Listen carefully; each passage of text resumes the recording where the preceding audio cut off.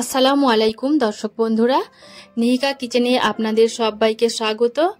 আজকে আবার একটা দারুণ স্বাদের রেসিপি নিয়ে চলে এলাম। হঠাৎই মিষ্টি খাবার খেতে ইচ্ছা করলে আপনারা এইভাবে বানিয়ে নিতে পারেন। আবার বাড়িতে মেহমান এলেও কিন্তু আপনারা ঝটপট এটা বানিয়ে নিতে পারেন।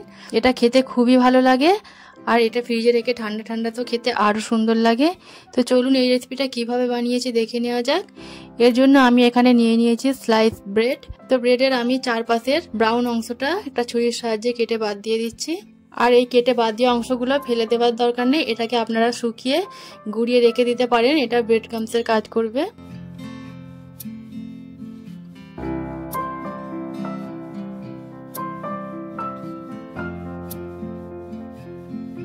দেখুন চারপাশের ব্রাউন অংশটা কেটে নিলাম। এবার রুটির পিসগুলোকে আমি 4 টুকরো করে নিচ্ছি।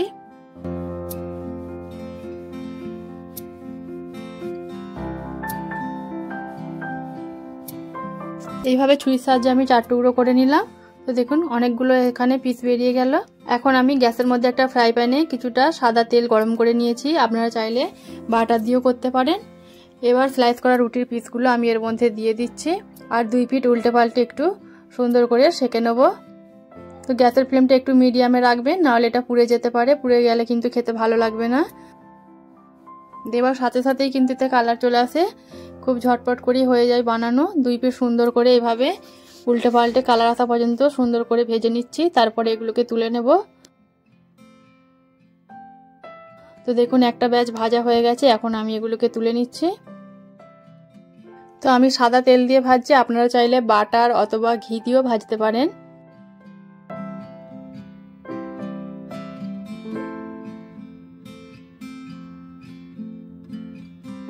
এবার বাকি পিসগুলো আমি একইভাবে ভেজে নেব। আর এইভাবে একবার অবশ্যই বানিয়ে দেখবেন, খেতে কিন্তু খুবই ভালো লাগে। আর বন্ধুরা, ভিডিওটা ভালো লাগলে কিন্তু লাইক করে দেবেন, আর চ্যানেলটা সাবস্ক্রাইব করে না থাকলে সাবস্ক্রাইব করে দেবেন। আর আমার ভিডিওটা কোথা থেকে আপনারা দেখছেন আমাকে একটু কমেন্ট করে বলবেন, তাহলে আমি জানতে পারবো যে আমার বন্ধুরা কোথা থেকে আমাকে দেখছেন।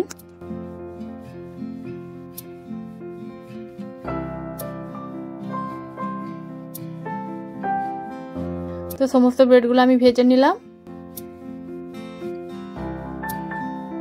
এখন আমি গ্যাসের মধ্যে একটা প্যান বসিয়ে এর মধ্যে দিয়ে দিচ্ছি লিকুইড দুধ। দুধটা আগে থেকেই ফুটিয়ে জাল করা ছিল। আর এর মধ্যে এখন দিয়ে দিলাম ছোট বাটির 1 বাটি চিনি। এখানে আমি 300 ml পরিমাণ দুধ নিয়েছি, আর ওর মধ্যে প্রায় 150 ml পরিমাণ চিনি দিয়েছি। চিনি দিয়ে দুধটা আবার ফুটিয়ে নেব। আর কিছুটা বাটির মধ্যে দেখুন আমি এখানে নিয়ে নিয়েছি ঠান্ডা দুধ। এই দুধটার মধ্যে আমি 2 টেবিল চামচ কাস্টার্ড পাউডার দিয়ে গুলে নিচ্ছি। তো কাস্টার্ড পাউডার গলার জন্য দুধটা কিন্তু ঠান্ডা লাগবে, ফ্রিজে থাকা হলেও চলবে, কিন্তু গরম দুধ না হয়, নর্মাল টেম্পারেচারে অথবা ফ্রিজে থাকা দুধ হলেও চলবে। এখন ওর মধ্যে আমি কাস্টার্ড পাউডারটা অল্প অল্প করে গোলা দুধটা দিতে থাকবো আর নাড়তে থাকবো। তো এক হাতে আমি দিতে থাকবো আর এক হাতে নাড়তে থাকবো, কারণ এটা জমাট বেঁধে যেতে পারে। তো দেবার সাথে সাথেই নাড়তে হবে কিন্তু। আর প্রায় 2-3 মিনিটের মতো ফুটিয়ে নিলে দুধটা অনেকটাই বেশ ঘন হয়ে যাবে। দেখুন এটা আস্তে আস্তে বেশ ঘন হয়ে যাচ্ছে।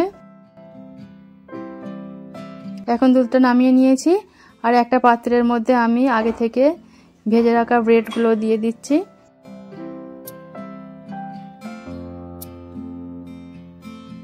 তো আমি এই টোস্ট করে রাখা ব্রেডগুলো খুব সুন্দর করে একটু সাজিয়ে দিলাম। এবার যে লিকুইডটা আমি তৈরি করেছিলাম দুধ আর কাস্টার্ড পাউডার দিয়ে, সেটার মধ্যে দিয়ে দিচ্ছি।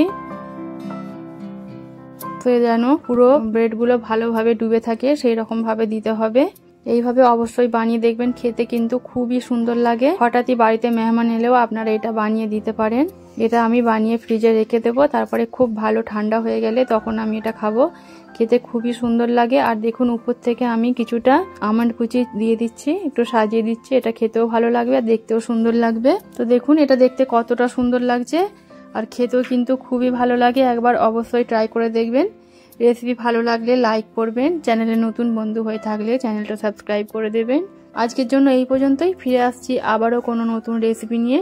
সবাই খুব খুব ভালো থাকবেন, সুস্থ থাকবেন, আমার জন্য দোয়া করবেন। আল্লাহ হাফেজ।